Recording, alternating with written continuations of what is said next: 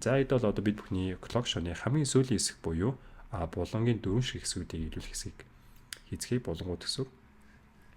За эд бол clock shone хурдан ивлүүлэх энэ амархан байлгууднаас эд бол дараалтаагаар ивлүүлэх маш амар байдаг. За миний дараалал ямар байдаг вэ гэхээр за эхлээд эхнийх нь болохоор энэ булан, хоёр дахь нь энэ, гурав дахь нь энэ, дөрөв дэх гэсэн ингээд зэд шиг дараалал нь явна гэсэн. 1 2 3 4 гэсэн. За булангуудыг хийхэд бол та болохоор бүх пингүүдээ өөр лугаар дарна. За булан дээр арай нэг өөр дүрм мөрчлөлт нь болохоор бүх пингүүдээр наашнлахад тухайн тааруулж байгаа булангийнхаа шонг цааш нь нэг дарна гэсэн үг.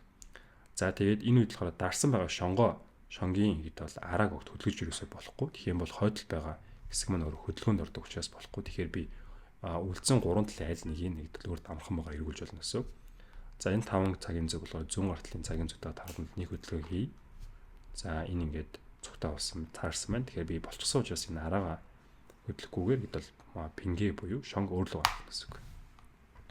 За хоёр дахь нь болохоор зүүн баруун артлын цагийн зүг. За тэгэхээр би тухайн талыг түгжин.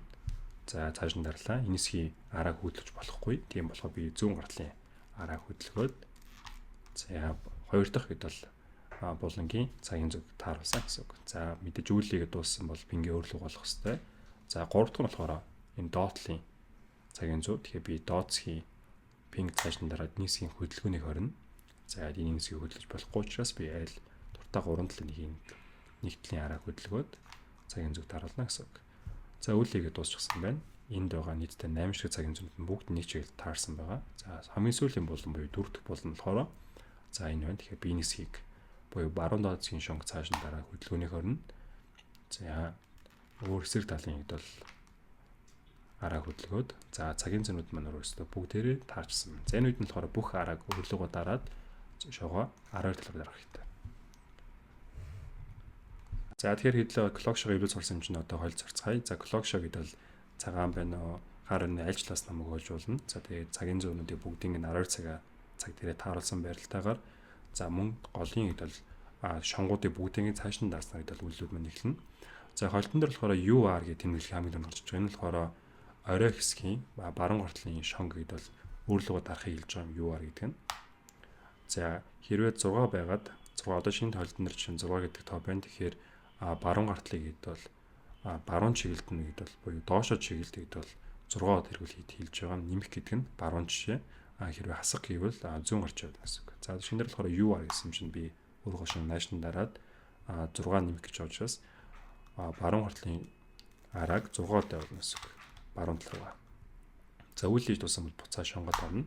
За дараагийнх нь болохоор DR буюу баруун дооцгийн хэд бол шонг өөрлөгөө дарна.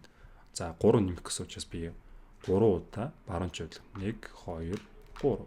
За үйлдэж дууссан бол би ингээд цааш нь дарна.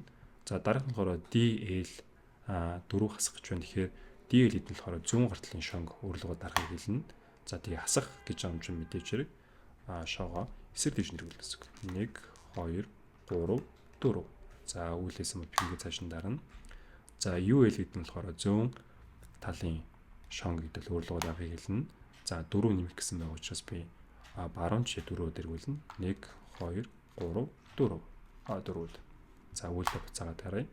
За дараагийнх нь болохоор U гэж байгаа нь болохоор U гэдэг нь болохоор дээдсгийн 2 шонг өөрлөгөө дарахыг хэлнэ. За тэгээ хасах 5 гэдэг нь болохоор 5-ууд эргүүлтийг зүүн чиглэл эргүүлнэ гэсэн үг. 1 2 3 4 5. За үйлдэж дууссан бол араага биш ягд шонгоод цааш нь дарах хэрэгтэй. За тэгээ дараах нь болохоор R гэдэг нь болохоор баруун гар талын 2 шонг зэрэг нааш нэрвүүлгийг хэлнэ. За 2 хасах гэсэн байгаа учраас би 2 удаа эргүүлтийг зүүн чиглэл эргүүлнэ гэсэн. 1 2. За араага буцаад даръя. Дараах нь D. D гэдэг нь болохоор баруун доотлын 2 шиг шонг өөрлөгөө дарах өөрлөгөө төлөхийг хэлнэ. За 4 нэмэх гэсэн байгаа учраас би баруун чиглэлд 4 удаа эргүүлнэ гэсэн. 1 2 3 4. За би ингээд цааш нь даръя. L гэдэг нь болохоор зүүн гар талын 2 шонг гэлнэ. Хоёулын зэрэг төлөвлөө. 5 нэмэх гэсэн байгаа учраас баруун чиглэл 5 удаа эргүүлнэ. 1 2 3 4 5. За тэгээд хамгийн сүүлд нь болохоор all гэдэг нь болохоор бүх шонгуудыг өөрлөгөө дарахыг хэлнэ. За тэгээд зарим тохиолдолд 0 байж болно. Тэгэх юм бол ямар ч удаа араа эргүүлт хийхгүй зүгээр орчихно гэсэн үг. За хэрвээ магадгүй жишээ нь нэмэх нэг ч махснаг байх юм бол санаатгын ажлын бүх араануудаа гэдэл баруун байрны зүүн тишээ хідүүд эргүүлэхийг бол заана гэсэн үг. За тэгээд тэмдэглэгийн төгсөлт болохоор y2 гэж байгаа. Y2 гэдэг нь болохоор шоогоо эргүүлэхийг хэлнэ. За эхлээл болохоор юу гэж гэдэл зааж орж хэвээр байдаг. За юу гэд мэдээж хэрэг дээдлийн 2 пинг наашин дараад нэмэх нэг нэмэх гэсэн байгаа учраас баруун тишээ нэг удаа дарна. За пингээ буцаалаа. R гэж байгаа учраас баруун гартлын 2 шонг өрлөгөд үлдэх нь 5 нэмэх гэсэн учраас баруун тишээ 5-ууд эргүүлнэ. 3 4 5 пингүүдэд дарах хэрэгтэй. За D гэвэл доод засгийн 2 шонг өрлөгөд үлдэх нь 1 нэмэх гэж байгаа учраас баруун тишээ нэг удаа дарна. Шонгоо буцаалаа.